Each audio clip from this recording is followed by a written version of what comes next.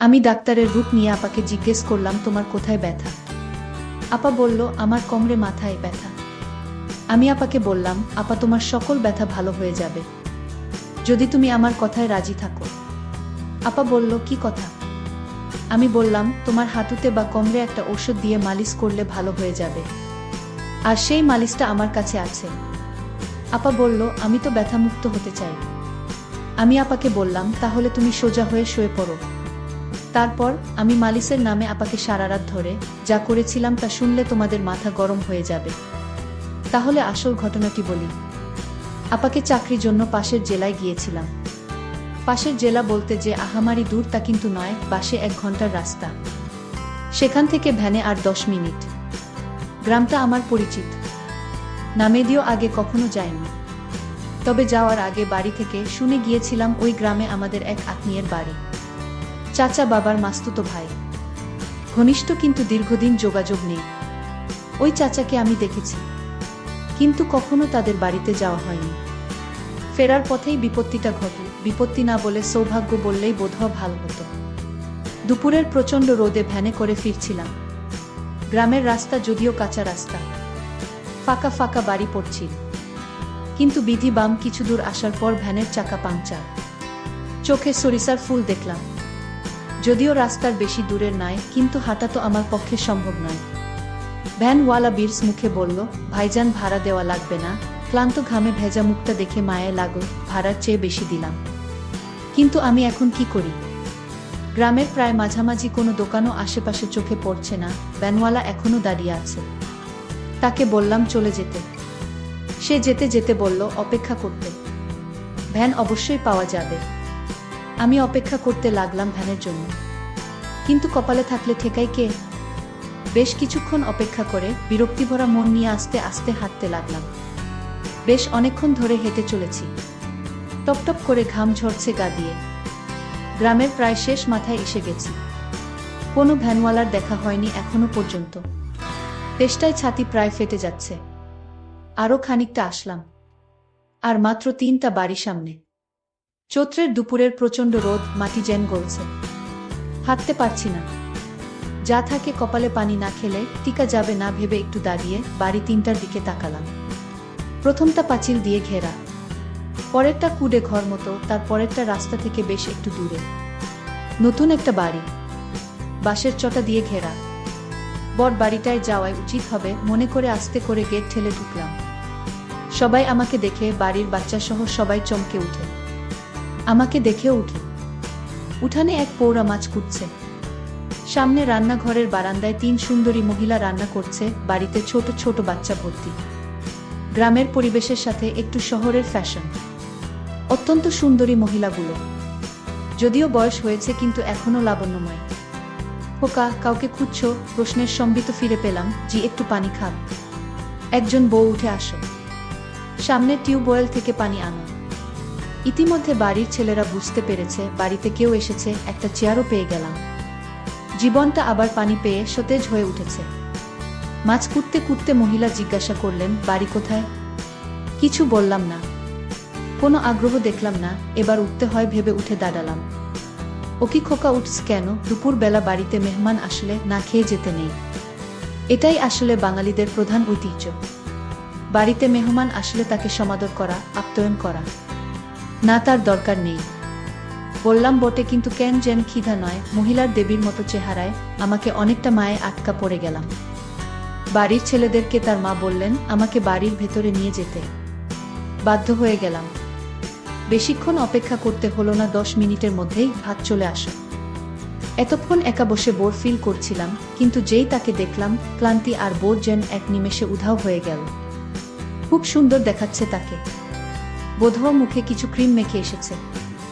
অপূর্ব সুন্দর দেখতে, শ্রদ্ধা করার মতো চেহারা। কিন্তু একটু গভীরভাবে দেখলে শ্রদ্ধার সাথে সাথে অন্য কিছু করতেও ইচ্ছা করবে। সুন্দরী বাঙালি মায়েদের মতো। আমি ভাত খাওয়া শুরু করলাম। তোমাদের ওখানে আমার এক দেওরের বাড়ি আছে। কথা শুনে আবার তাকালাম। নাম কি? আমার প্রশ্নের উত্তর দিতে দিতে তরকারি এগিয়ে দিচ্ছিলেন তিনি। নামটা শুনে চমকে উঠলাম। আমার বাবার নাম বললেন। আমি কিছুই বললাম না, কিছুই চুপচাপ শুনতে লাগলাম। চিনি কিনা জিজ্ঞাসা করল। হ্যাঁ বোধক মাথা নাড়ালাম। পাঠকরা বিরক্ত হচ্ছেন বোধ হয়। বিরক্ত করার জন্য দুঃখিত। হঠাৎ করে পাওয়া এই আত্মীয় বাড়ি আর আত্মীয়ের পরিচয় দেওয়ার কারণ শুধু একটাই, তার মেয়ের চেহারাটা অনেক সুন্দর। যাই হোক, কিছুক্ষণ পরে চাচাও বাড়িতে আসলেন। খাওয়া দাওয়া শেষে বিশ্রাম, কিন্তু যেহেতু আমার সময় কম তাই চাচি আমাকে তার খাওয়া বন্ধ রেখে এগিয়ে দিতে আসলেন। ওই সামনের বড় বাড়িটা তোমার বড় আপাদের। ইতিমধ্যে জেনে গেছি আমার এই চাচির 4 ছেলে আর 2 মেয়ে।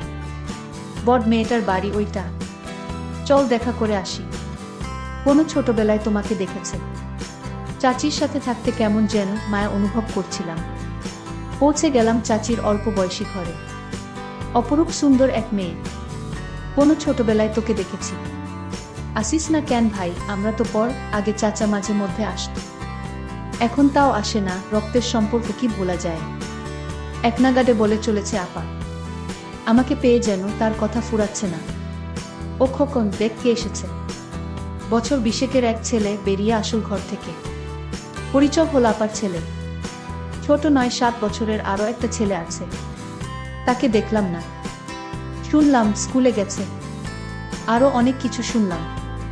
চাচি ইতিমধ্যে চলে গেছে, সেজন্য বোধ হয় তাদের প্রতি আমার মায়া সবসময় বেশি। আর এমন মেয়ে দেখলেই জীবনের একটা কঠিন সিদ্ধান্ত নিলাম, আমার একটা কিছু করতে হবে। আমি তো লোভ সামলাতে পারছি না। বাস্তব উদাহরণ আমার সামনে। আবার খেতে ভাত খেতে হলো। পেট ভরা, কিন্তু এমন সুন্দর কেউ রেঁধেছে ভাবতে বেশি করেই ভাত খেলাম। খাবারটা অনেক স্বাদ ছিল। যেমন উনি সুন্দর তেমন তার হাতের রান্না করা খাবার। অনেকে গল্প শুনলাম, ছোটবেলায় আমি কেমন ছিলাম, আপার কাছ থেকে যেতে চাইতাম না, ইত্যাদি ইত্যাদি।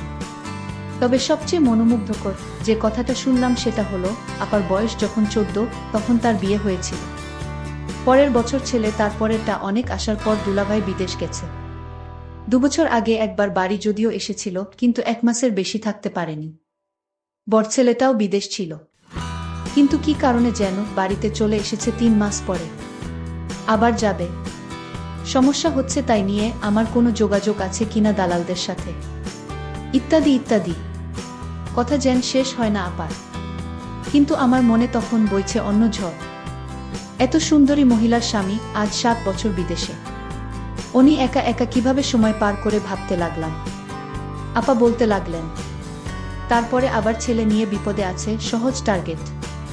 কিন্তু কিছুক্ষণ পরেই আমার ভুল ভাঙ। মেয়েদের চোখ জহুরির চোখ। আমি তার ছোট ভাই, যে আমাকে ছোটবেলায় অনেক সময় সাথে নিয়ে ঘুরেছে। ভালোবাসে, আদর স্নেহের অভাব তার কাছে আমার জন্য নেই।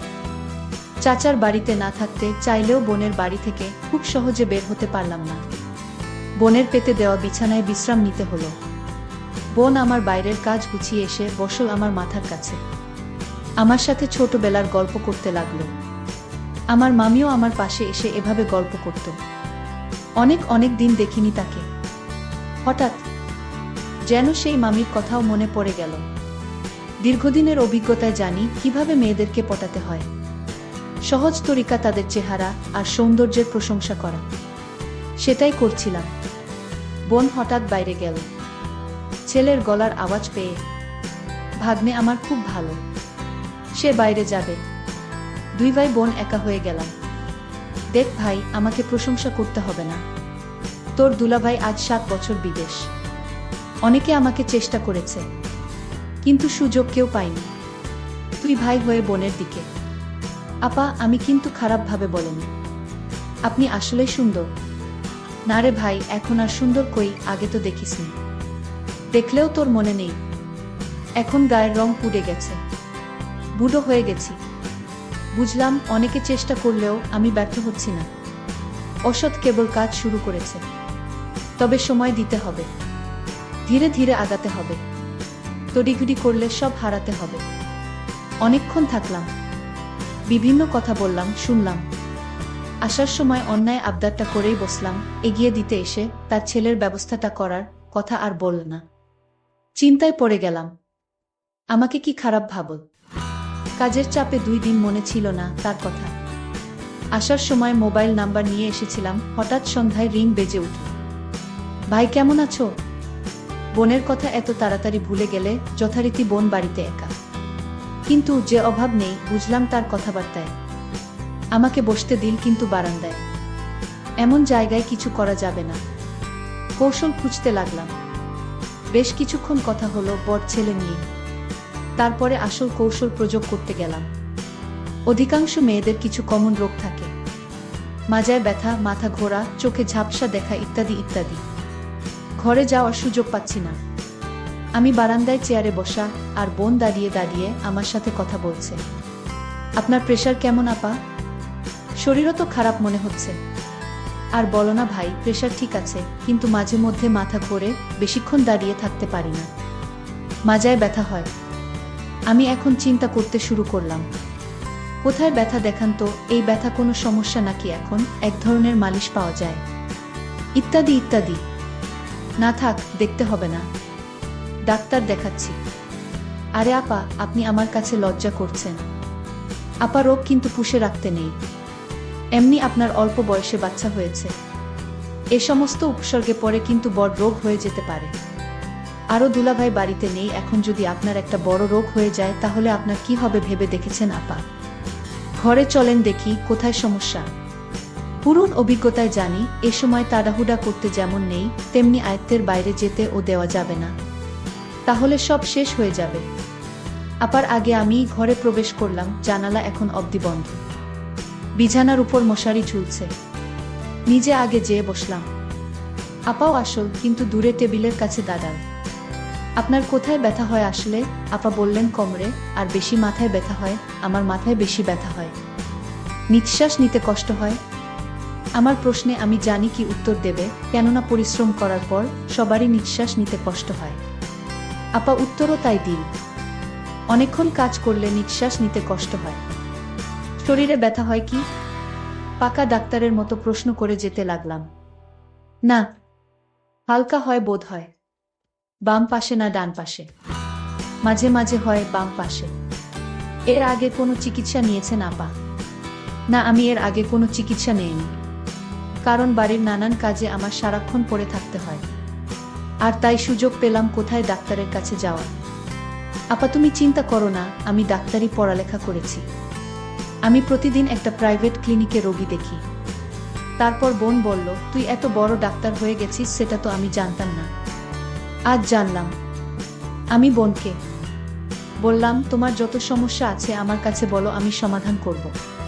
তোমার কি শুধু মাথা ব্যথা? তুমি তো মিথ্যা কথা বলছেন আমার সাথে, আপনার তো হাঁটুতেও ব্যথা হয়। হ্যাঁ হয়, নিঃশ্বাস নিতেও কষ্ট হয়। আসেন তো বসেন এখানে। আমি তাকে বললাম, নিঃশ্বাস নিন তো জোরে। আপা নিঃশ্বাস নিতে লাগল। আমি বললাম, আপা আপনার হাঁটুতে ব্যথা কতদিন ধরে? আপু বলল, অনেকদিন ধরে হাঁটুতে ব্যথা। আমি বললাম, আপা আমি আপনাকে একটা মালিশ দিব, সেই মালিশ যদি হাঁটুতে ব্যবহার করেন তাহলে ব্যথা দ্রুত ভালো হয়ে যাবে। আপা বলল, দেখ ভাই, আমি কোনো কাজকাম ঠিকমতো করতে পারি না, একটু বাড়ির কাজ করলেই আমার হাঁটুতে ব্যথা শুরু হয়ে যায়, আবার নিঃশ্বাস নিতে কষ্ট হয়। আমি আপাকে বললাম, আপা আপনি চাইলে এই রোগ থেকে মুক্তি পেতে পারেন। আমি বললাম, কিভাবে ভাই? আপা আপনি শুধু আমি যা বলবো তাই করবেন, তাহলেই আপনার শরীর থেকে সমস্ত ব্যথা সরে যাবে, আপনি আগের মতো ভালো করে ঘরের সমস্ত কাজ করতে পারবেন, আর আপনার নিঃশ্বাস নিতে কষ্ট হবে না। আমি ভাইয়ের কথা শুনে অনেকটা সাহস পেলাম। আমার পাশে এত বড় ডাক্তার থাকতে আমি তাকে কি হাতছাড়া করতে পারি? আমি বললাম, ভাই আমার এখন কি করতে হবে সেটা বল।